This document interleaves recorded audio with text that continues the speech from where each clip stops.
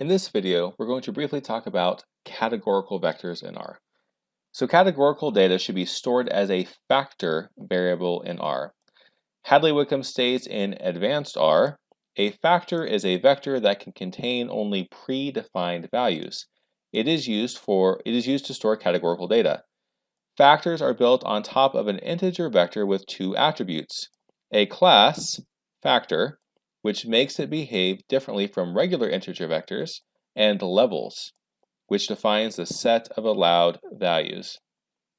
So essentially what you have in a factor, or a factor vector, is you have a set of predefined values or labels that each value can take, and then R automatically associates them with an integer value. So normally we don't look at the integer values, we only look at the labels, or at least that's how I usually use them. But honestly, you don't even need to know about it in that much detail. The important detail is that for the most part, if you have categorical data in R, you should represent that categorical data as a factor. So in order to create a factor variable or a factor vector in R, you use the factor function. And the factor function takes any values that can be coerced to a character and converts them to an object of class factor. So here are some examples. So in this example, I have replicated the values 1, 2, 3, up to 6 3 times in a row. I convert them to a factor using the factor function, and then I assign them the name f1, and then I type f1 here in the R console to print it out. So this returns f1. And one of the things that you can notice when you're looking at the output from the R console is that it will have the levels argument if in fact it's a factor. So this, if in fact it's a factor. So this tells you the number of, or the different levels, or shows the different levels that the factor variable takes. In the second example, I've tried to show you how you can really kind of take anything that can be coerced to a character vector in the factor function and then convert that to a factor vector. So in this, I have this, it looks like a vector. It actually can't be a vector because it has all these different types. But essentially, individually, it's going to convert each one of these values to a character vector. So it takes A, 7, blue, blue, and false. So I have three different data types here. I have characters, I have numeric values, and then I have logical values.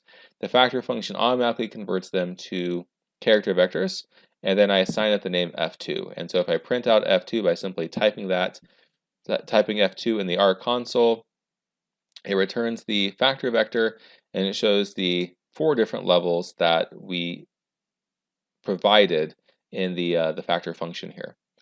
So then now for the your turn. So create a vector named group grp that has 2 levels A and B, where the first 7 values are A and the second 4 values are B.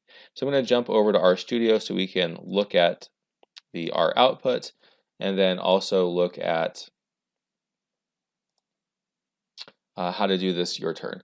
So here's just the examples that we saw in the HTML document that we were looking at earlier.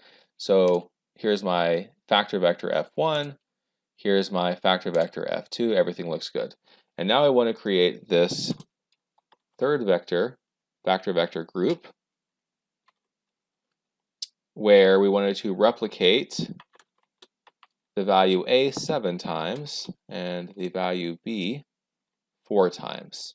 And so in the rep function here, I have the vector A and B, and then I want to set times equal to 7 and 4.